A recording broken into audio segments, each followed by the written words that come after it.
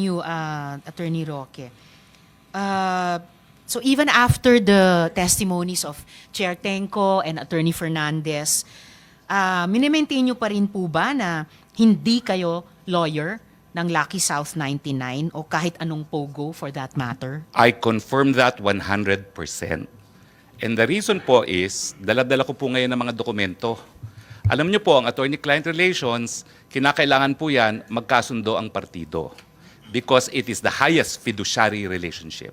Kaya nga po yung tinatawag na attorney-client privilege, miski dito po sa Kongreso, hindi nyo mapapakontep kapag na-invoke yung attorney-client privilege.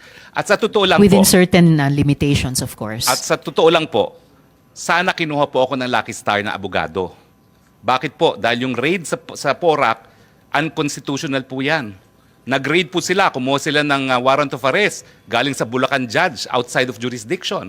Excuse me, sige. Well, Hindi natin ano ini-investiga yung raid. We are investigating Yes, the ma'am, but POGO. I'm just saying So, kasi- please just make your Yeah, answer mabilis to lang this po. short. Kasi Yes. it was actually just a yes or no Ma'am, question. but ma'am, let us be fair because you have been insinuating I am a lawyer for Lucky South.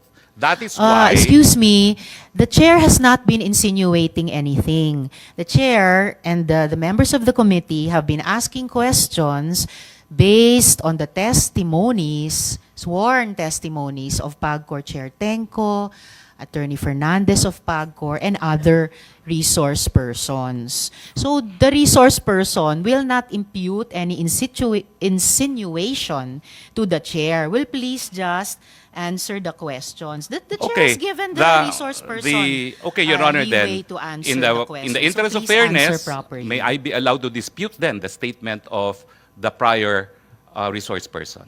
We will get to that in the Okay, course so of the the question questioning again, of the Madam Chair, is... do you maintain na hindi kayo abogado ng Lucky South 99 or any POGO for that matter? I maintain as an officer of the courts and under oath before the Senate of the Republic of the Philippines that I have never acted as legal counsel for Lucky South 99 or for any other POGO. Alright. Pero tama naman pong totoo na nakipag-meeting kayo sa PAGCOR tungkol sa POGO sa PORAC. Yes or no Totoo lang po yun, nakipag-meeting Okay. ako, but as I said, ang aking kasama po ay kakilala ko bilang Whirlwind Corporate Secretary and I have documents in my possession which I would like to submit now to the Senate. Yes, Kasi iba please po do yung that. Thank usap-usapan you. lang, iba kapag notaryadong dokumento. Okay. And definitely, yung pagtestimonya ng ibang mga resource persons ay hindi rin lamang usap-usapan at may mga sinasubmit ding dokumento. Otherwise, the committee would not bother inviting them again and again to Madam, the hearings. Excuse me, I just like to ask the next question. Dito sa Lucky South at PAGCOR, no? Ang sabi po nyo, you did not authorize the use of your name in the organizational chart. That was submitted as an official attachment by Lucky South 99 to PAGCOR. Totoo So, kasalanan po yan ni Cassie Linong, tama ba? Hindi po, kasalanan Hindi. po yan ng kung sinong gumawa. Sino Dahil ang wala gumawa? naman pong establishment. Gumawa po niyan Lucky South. Yes. Dahil sila po nag-a-apply. Na si Cassie Linong ang isang doon. Wala ang po pa boss tayong doon. ebidensya na nagpapakita kung sino nag-submit talaga ng mga dokumento, but PAGCOR can confirm kung sino talaga nag-submit ng mga dokumentong yan. Okay, we will Pero- ask PAGCOR that again later. We asked them before. Basta ang malinaw po sa komite ay yung organizational chart na yan, na may drawing, may box, na legal, na nandun yung pangalan nyo, was one of the official attachments sa submissions ng Lucky South 99 sa PAGCOR. And sabi nyo nga, ang tawag nito,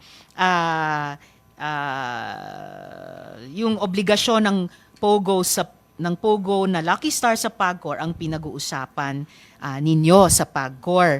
So, due diligence, bilang abogado, dun sa mga diskusyong iyon, alam nyo kung ano yung mga dokumentong sinumite, alam nyo yung mga official attachments na nakalagay doon. Did you confront Cassie Linong about this? Or kinasuhan nyo ba siya na kung bakit nandun yung pangalan nyo sa organizational chart? Madam, nagagalit po kayo dahil sinasabi nyo, binibigay ko ng mga salita ang inyong bibig. Pero right now, Hindi you naman already ako assume... nagagalit. Sinasabi ko lang wag niyong gawin Oo, yun. pero ngayon po, sinabi nyo, you again insinuated that I had anything to do with the document. Ayan nga po ang sinasabi ko. As far as I know po, Attorney, please stop using that offensive verb insinuating.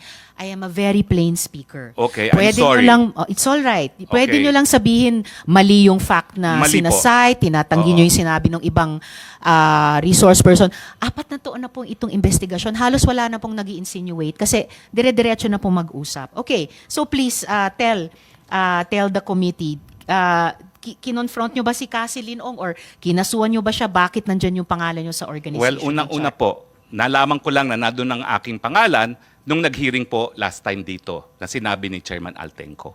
Pero bilang abogado and naging professor ng constitutional law, I'm familiar with the rules of the Senate. And the Senate says that in proving facts, the rules of court apply in the suppletory character. I don't need to argue with you about Opo, that, attorney. pero But you ang don't need sinasabi to, ko lang po- excuse me, sandali po.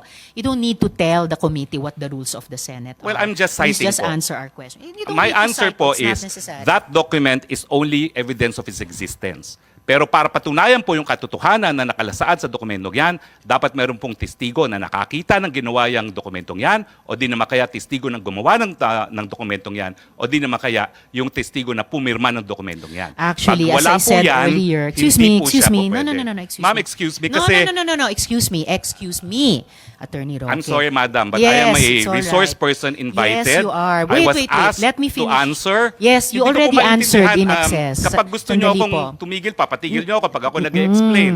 Yes. I thought we were engaged in Attorney. the search for the truth. Oh, definitely we are. Attorney Roque, what I am Chair, saying, Madam yes, Chair. and Sherwin. Attorney Roque, please be reminded to respect the chairperson. I'm very respectful, Madam Chair. Paano respectful na nagsasalita siya, sinasabayan mo siya? I apologize, Senator Gatchalian. One more, I and apologize. I will cite you in contempt. And if you disrespect the chairperson, we'll be compelled to cite you in contempt. I understand and I apologize. Huwag mo naman Your Honor. sabayan siya, nagsasalita siya, siya ang chairperson. Okay, Your Honor. I understand. I apologize. Salamat, Sen Sherwin. At salamat, Attorney Roque, sa apology nyo kay Sen Sherwin.